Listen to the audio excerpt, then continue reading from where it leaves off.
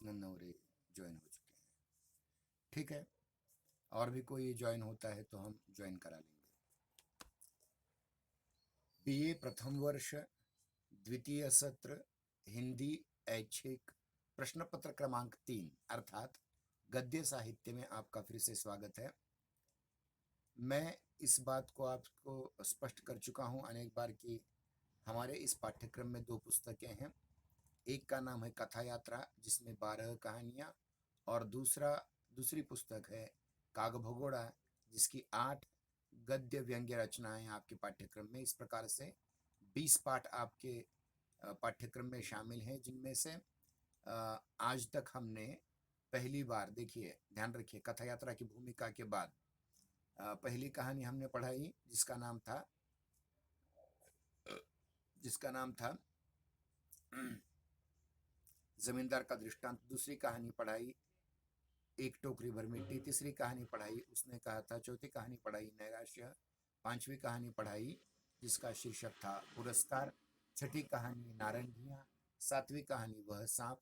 और आठवीं कहानी चल रही इस समय जिसका शीर्षक है मोहन राकेश द्वारा लिखित शीर्षक है जिस कहानी का परमात्मा का कुत्ता। और ये कहानी और प्रत्येक तासिकाएं जिस प्रकार से आज हमने ले रहे हैं उसकी स्क्रीन रिकॉर्डिंग करके उसके यूट्यूब लिंक बना करके आपके व्हाट्सएप पर हर बार डाल रहा हूं। आशा है आपने पहले देखी होगी। बहुत दिनों के बाद आज कार्तिक जी ज्वाइन हो गए। नन्नवरे बीच बीच में से आ जाते हैं, और जो रेगुलर हैं 2 आज, वो आज नहीं आए, शायद कुछ रेंज की प्रॉब्लम होगी। ठीक है, कोई बात नहीं। तो रोहित नन्नवरे जी, बड़ीराम गोरे जी, कार्तिक कर्ण डोलारे जी, आप सबका फिर से स्वागत है। और इस कहानी के अंत में हम जा रहे हैं। इस कहानी को हमने कल यहाँ तक पूरा किया था। देखिए, मैं परमात्मा का कुत्ता हूँ। इसके उपरांत हम यहाँ आए थे कि कुछ बाबू लोग, कुछ क्लर्क लोग उस आदमी को समझाने आ रहे हैं कि भाई इस प्रकार से हल्ला मचाने से कोई काम नहीं होता।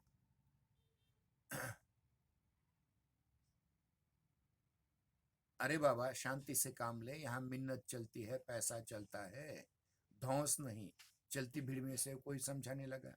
अब देखिए, चपरासी ने समझा कर देखा, बाबू ने समझा कर देखा, मार कर देखा, चपरासी ने एक लात की ठोकर मारी, फिर भी वह समझ नहीं पाया। चलती भीड़ में से किसी ने कह दिया कि भाई यहाँ तो सिर्फ पैसे का चलता है। वह आदमी उठकर खड़ा हो गया। मगर परमात्मा का हुक्म हर जगह चलता है। मगर परमात्मा का हुक्म हर जगह चलता है। वह आदमी कमीज उतारता हुआ,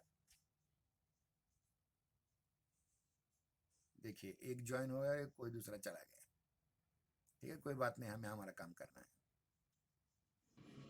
वह आदमी कमीज उतारता हुआ बोला, अरे परमात्मा के हुक्म से आज बेताज बादशाह नंगा होकर कमिश्नर साहब के कमरे में जाएगा।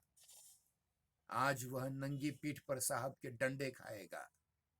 आज वह बूटों की ठोकर खाकर प्राण देगा, लेकिन वह किसी की मिन्नत नहीं करेगा, किसी को पैसा नहीं चढ़ाएगा, किसी की पूजा नहीं करेगा। जो वाहे गुरु की पूजा करता है वह किसी की पूजा नहीं कर सकता।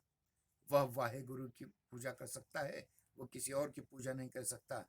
तो वाहे गुरु का नाम लेकर उसने अपने कपड़े उतारना शुरू कर दिया। और इससे पहले कि वह अपने कहे को किए में परिणत करता, दो एक आदमी बढ़ करके उसकी तहमत, तहमत मतलब ऊपरी जो शर्ट कहते हैं, जिसे अंगरखा कहते हैं, उसे फारसी में तहमत कहते हैं।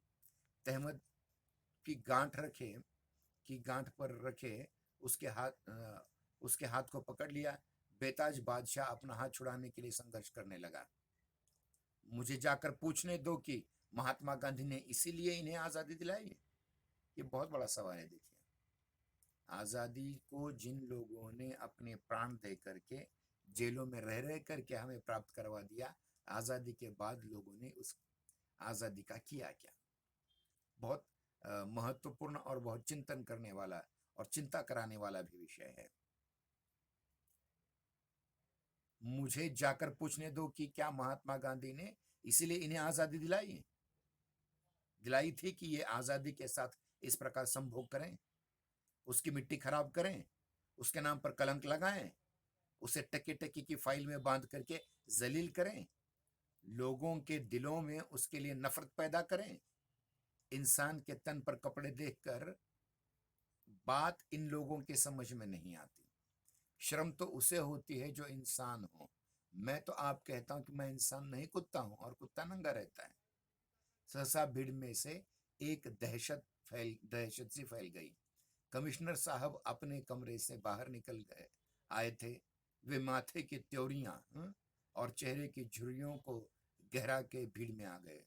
स्वयं जो उस ऑफिस का जो मुख्य व्यक्ति था, आयुक्त जिसे मराठी में हिंदी में कहा जाता है, अंग्रेजी में कमिश्नर, वो खुद कमिश्नर आ गया यहाँ, जो ये पब्लिक वर्क्स डिपार्टमेंट का व्यक्ति था। अब कमिश्नर साहब भी त्योरियां चढ़ा करके, झुर्रियां बढ़ा करके किसी प्रकार वहां आ गए। क्या बात है, क्या चाहते हो तुम, पूछा कमिश्नर ने आते ही। आपसे मिलना चाहता हूं साहब। वह आदमी साहब को घूरता हुआ बोला। 100 मरले का एक गड्ढा मेरे नाम अलॉट हुआ है। वह गड्ढा आपको वापस करना चाहता हूं, ताकि सरकार उसमें एक तालाब बनवा दे और अफसर लोग शाम को वहां आकर मछलियां मारा करें। यह उस गड्ढे में सरकार एक तहखाना, या उस गड्ढे में सरकार एक तहखाना बनवाए, तहखाना मतलब तड़घर बनवा दे, और मेरे जैसे सारे कुत्तों को उसमें बंद कर दे। ज्यादा बकबक मत करो, अपना केस लेकर मेरे पास आओ, कमिश्नर साहब ने कह दिया। अब देखिए, कमिश्नर को पता ही नहीं है, क्योंकि उस व्यक्ति ने जो 2 साल पहले अर्जी की है वो कमिश्नर तक पहुंची ही नहीं। तो उसने एक बहुत मजेदार उपाय ढूंढ करके निकाला कि स्वयं कमिश्नर उसके पास आ जाए, क्योंकि नंगे से तो खुदा भी डरे। मेरा केस मेरे पास नहीं साहब, 2 साल से सरकार के पास है, आपके पास है। मेरे पास अपना शरीर और ये 2 कपड़े हैं। 4 साल बाद वे भी नहीं रहेंगे, इसलिए इन्हें आज ही उतार दे रहा हूं। इसके बाद सिर्फ 1226/7, ध्यान रखना ये आंकड़ा। हो सकता है ये वस्तुनिष्ठ परीक्षा में पूछा जाए कि जिस व्यक्ति ने हंगामा किया उस व्यक्ति का नाम क्या है, तो नाम यहाँ कहीं नहीं है, बल्कि उसका फाइल नंबर है, केस नंबर है, वह है 25/7, 1226/7 रह जाएगा। 1226/7 को मार मार कर परमात्मा के हुजूर में भेज दिया जाएगा। यह बकवास बंद करो और चलो मेरे साथ अंदर आओ, साहब ने कह दिया। और कमिश्नर साहब अपने कमरे में वापस चले गए। वह आदमी भी अपनी कमीज कंधे पर रखे उस कमरे की तरफ चल दिया। 2 साल तक चक्कर लगाता रहा, किसी ने बात नहीं सुनी। खुशामदें करता रहा, किसी ने बात नहीं सुनी। वास्ते देता रहा, किसी ने बात नहीं सुनी। चपरासी ने उसके लिए चिक उठा दी और वह कमिश्नर साहब के कमरे में दाखिल हो गया।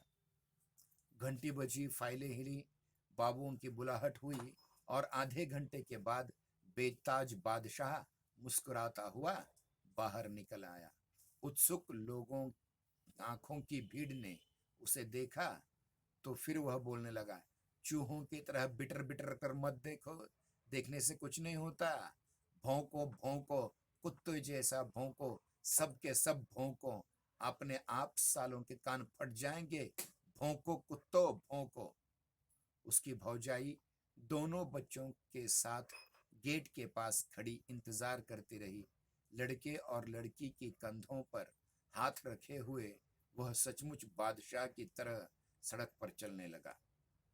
हयादार हो तो सालों साल, सालों साल मतलब अनेक वर्षानुवर्ष मुंह लटकाए खड़े हुए रहोगे, अर्जियां टाइप करवाओगे और नल का पानी पियोगे।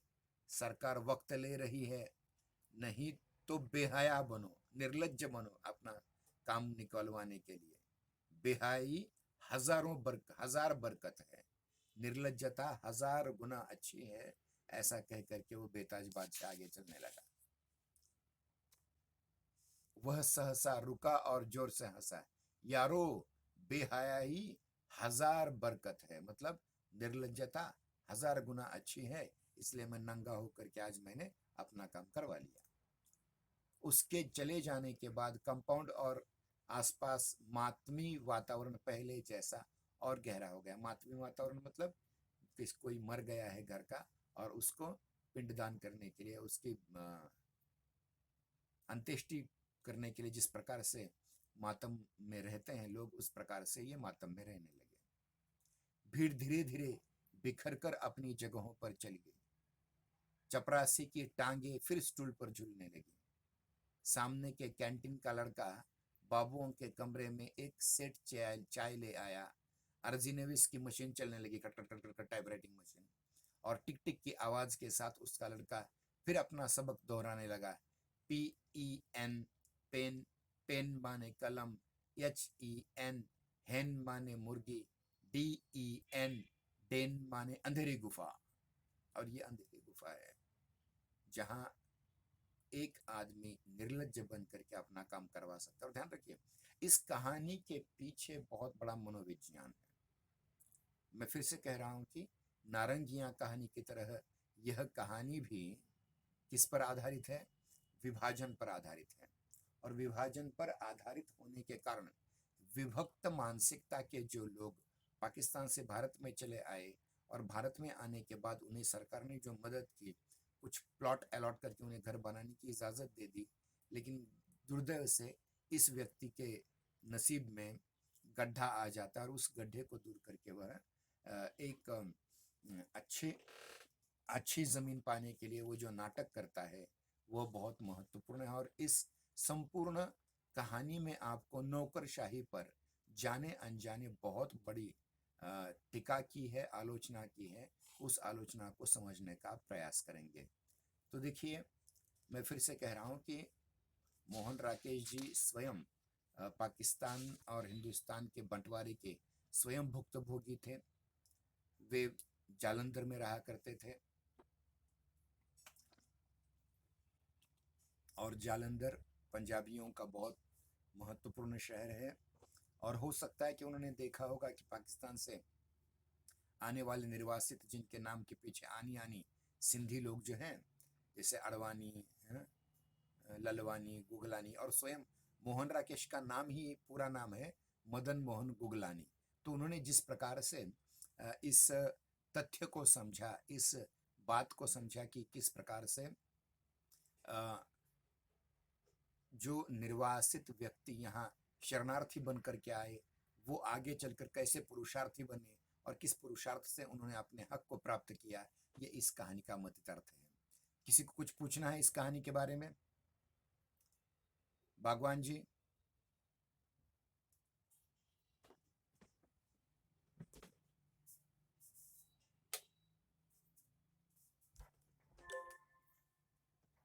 कुछ पूछना है इस कहानी के बारे में किसे? रोहित जी, बलिराम जी?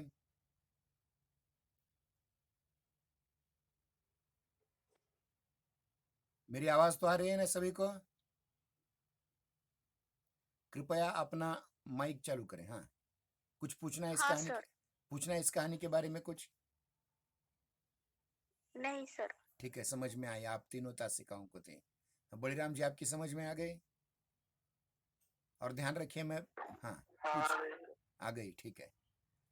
रोहित जी, आपकी भी समझ में आ गई होगी। अब इस कहानी को आपको दोबारा पुनरावृत्त करने के लिए जो हमारे YouTube चैनल पर पहले ही कहानी के 2 भाग पहले भेजे हैं, उसको एक बार ठीक से देख लीजिएगा। और हम अब अगली कहानी आरंभ करने वाले हैं जिसका नाम है ठेस।